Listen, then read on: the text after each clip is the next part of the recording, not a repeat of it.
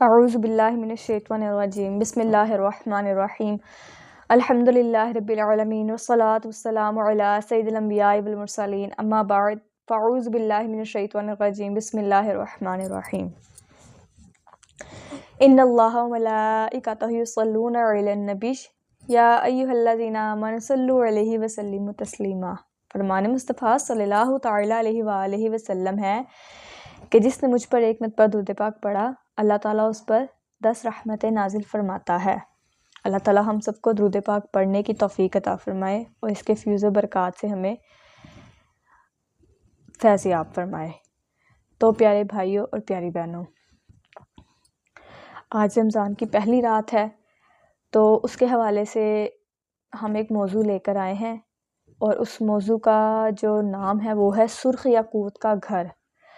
سرخ یاقوت کا گھر، یہ گھر کس طرح کا ہے، کس بندے کو ملے گا اور کیسے ملے گا، یہ سب میں آپ کو بیان فرماؤں گی۔ تو میری بات کے اوپر توجہ فرمائیے گا اور غور سے سنیے گا، اور اللہ تعالیٰ اس کے اوپر آپ کو اور ہمیں عمل کرنے کی توفیق عطا فرمائے۔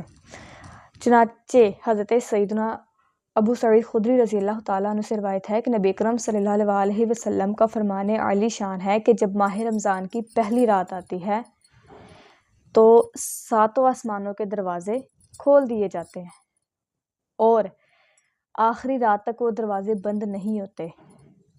پہلی رات کھول دیے جاتے ہیں اور آخری رات تک وہ دروازے بند نہیں کیے جاتے۔ اس کی وجہ کیا ہے، کیوں نہیں بند کیے جاتے؟ اللہ پاک کا فرمان ہے جس میں بتایا جا رہا ہے کہ جب ماہ رمضان کی پہلی رات آتی ہے اور اس کی آخری رات تک دروازے نہیں بند کیے جاتے، جب کوئی بندہ ماہ رمضان کی پہلی رات سجدہ کرتا ہے، نماز پڑھتا ہے، یا رمضان کی کسی بھی رات میں سجدہ کرتا ہے یا نماز پڑھتا ہے، تو اللہ تعالیٰ اس کے ہر سجدے کے عوض یعنی اس کے ہر سجدے کے بدلے اسے 1500 نیکیاں عطا فرماتا ہے اور اسے سرخ یاقوت کا گھر عطا فرماتا ہے۔ کتنی نیکیاں عطا فرماتا ہے، غور فرمائیے گا، 1500 نیکیاں صرف ایک سجدے کے بدلے میں، اور سرخ یاقوت کا گھر اس بندے کو اللہ تعالیٰ عطا فرماتا ہے۔ پھر اس کے بعد آ جائیں، جو کوئی ماہ رمضان کا پہلا روزہ رکھتا ہے، جو کوئی ماہ رمضان کا اس اللہ کے بابرکت مہینے کا پہلا روزہ رکھتا ہے، تو اس کے سابقہ سے مراد اس کے جو پچھلے گناہ ہوتے ہیں وہ سارے اللہ تعالیٰ معاف فرما دیتا ہے، اور باقاعدہ 70,000 فرشتوں کی اللہ تعالیٰ ڈیوٹی لگاتا ہے، ذمہ داری ان کے سر پر لگاتا ہے کہ وہ 70,000 فرشتے اس ایک بندے کے لیے دن رات کیا کرتے رہیں، دعائیں مغفرت کرتے رہیں، اس کی بخشش کی دعا کرتے رہیں۔ رات اور دن میں جب بھی وہ بندہ سجدہ کرتا ہے، جتنے بھی وہ سجدے کرتا ہے، تو اللہ تعالیٰ اس کے ہر سجدے کے بدلے میں جنت میں ایک اس کو ایسا درخت عطا فرماتا ہے کہ اگر 500 گھڑ سوار اگر اس کی مسافت میں چلتے رہیں، لیکن اس کا سایہ کیا ہوگا، ختم نہیں ہوگا۔ یہ سارے کس کے صدقے میں ہے؟ ماہ رمضان کے صدقے میں، کہ یہ اللہ عز و جل کا بابرکت مہینہ ہے۔ اللہ تعالیٰ اس مہینے میں اپنے بندوں کے اوپر بے شمار رحمتیں، برکتیں، مغفرت عطا فرماتا ہے، اپنے بندوں کی بخشش عطا فرماتا ہے۔ تو اللہ تعالیٰ سے یہ دعا ہے کہ اللہ تعالیٰ جو ہے ہمیں اس رمضان سے فیض یاب ہونے کی اور اس کا حق ادا کرنے کی ہمیں توفیق عطا فرمائے۔ حضرت ابراہیم نخعی رحمۃ اللہ علیہ کبھی فرماتے ہیں کہ ماہ رمضان کے ایک دن کا روزہ رکھنا 1000 دن کے روزوں رکھنے سے افضل ہے، اور ماہ رمضان میں ہر عبادت کا ثواب، ہر نفل کا ثواب، ہر تسبیح کا ثواب بڑھا دیا جاتا ہے۔ ایک مرتبہ سبحان اللہ کہنا 1000 مرتبہ سبحان اللہ کہنے سے افضل ہے۔ اس کے علاوہ نبی اکرم صلی اللہ علیہ وسلم جو تھے وہ تو اس ماہ مبارک کا اتنا اہتمام فرماتے تھے، اس قدر اہتمام فرماتے تھے کہ آپ سرکار صلی اللہ علیہ وسلم جو تھے ماہ رمضان میں عبادت کی وجہ سے آپ کا چہرے کا رنگ تبدیل ہو جاتا تھا، اتنی آپ کثرت سے نماز پڑھتے تھے، اور اس کے علاوہ کثرت سے اللہ تعالیٰ سے دعائیں مانگتے تھے۔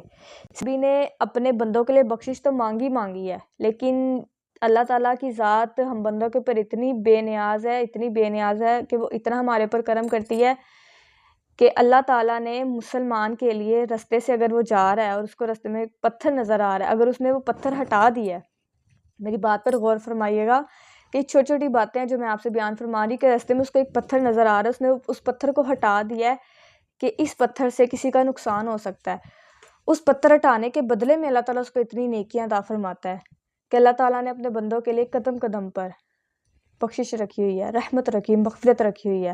بس ہم بندے ہیں کہ ہمیں اس کی رحمت کو، اس کی مغفرت کو پہچاننے کی اور اس پر عمل کرنے کی ضرورت ہے.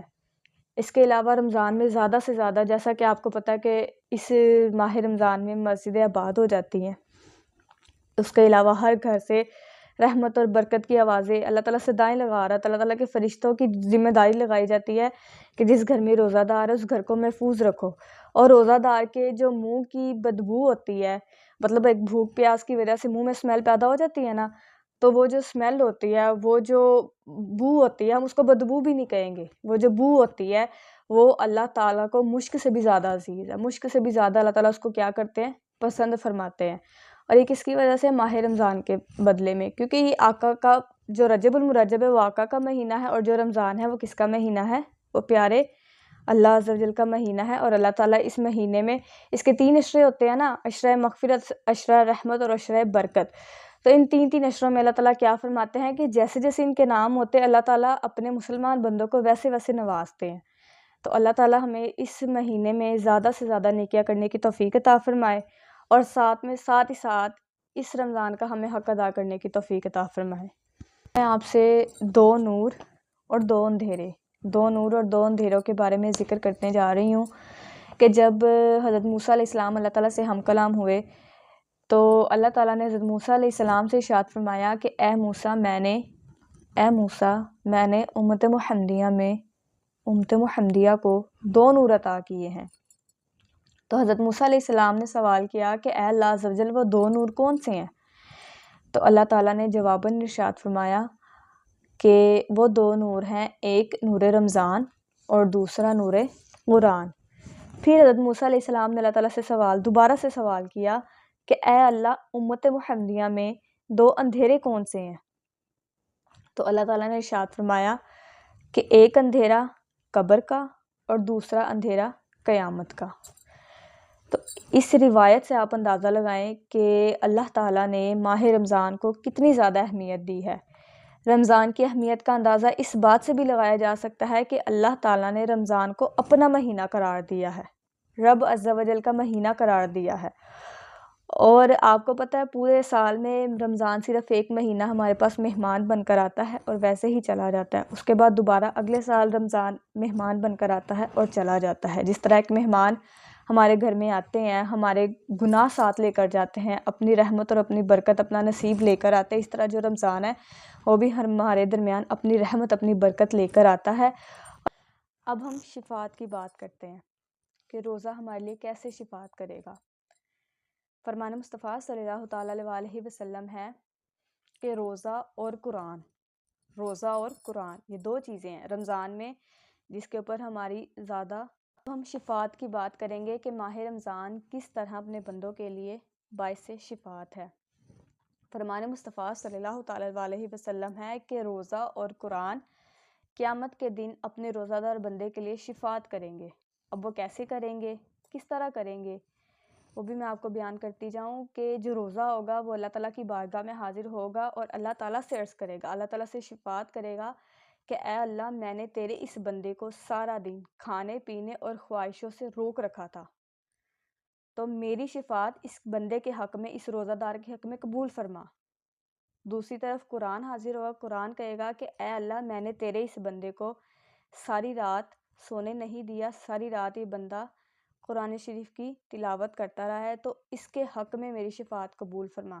پھر کیا ہوگا کہ اس بندے کی اللہ تعالیٰ شفاعت فرما دے گا. صرف قرآن اور روزے کی سفارش کرنے سے بندے کی شفاعت کر دی جائے گی. بھائی اور پیاری بہنوں، اب ہمارا موضوع جو ہے وہ اختتام کو پہنچ چکا ہے. اللہ پاک سے دعا ہے کہ اللہ تعالیٰ ہمیں رمضان میں زیادہ سے زیادہ نیکیاں کرنے کی توفیق عطا فرمائے، اور خصوصی دعا یہ ہے کہ اللہ تعالیٰ رمضان کے جو ہم روزے رکھے اس کو اپنی بارگاہ میں قبول و منظور فرمائے. اور اپنا فیڈ بیک ہمیں لازمی کمنٹ سیکشن میں آ کر دیجیے گا. اور مزید اگر آپ کو کسی بھی چیز کے حوالے سے ہم سے کچھ پوچھنا ہو تو آپ کمنٹ میں جا کے لازمی ہمیں بتا دیجیے گا. ہمیں اس وقت آپ کے سپورٹ کی سب سے زیادہ ضرورت ہے. ہمارے چینل کو لائک سبسکرائب لازمی کریے گا، اور اس کو باقی جو آپ کے دوست ہیں، عزیز و اقارب احباب ہیں، ان کو بھی بتائیے گا کیونکہ یہ ایک انفارمیٹیو چینل ہے، اس پر آپ کو انفارمیشن ملے گی، کوئی آپ کو فحاشی والا مواد نہیں ملے گا. جو بھی ملے گا آپ کو آپ کی اسلام سے ریلیٹڈ یا اسٹڈی سے ریلیٹڈ آپ کو ملے گا. تو پلیز ہمارے ساتھ جڑے رہیں اور ہمارے چینل کو لائک سبسکرائب کریں اور ہماری ویڈیوز دیکھتے رہیں. اوکے جی، اللہ حافظ.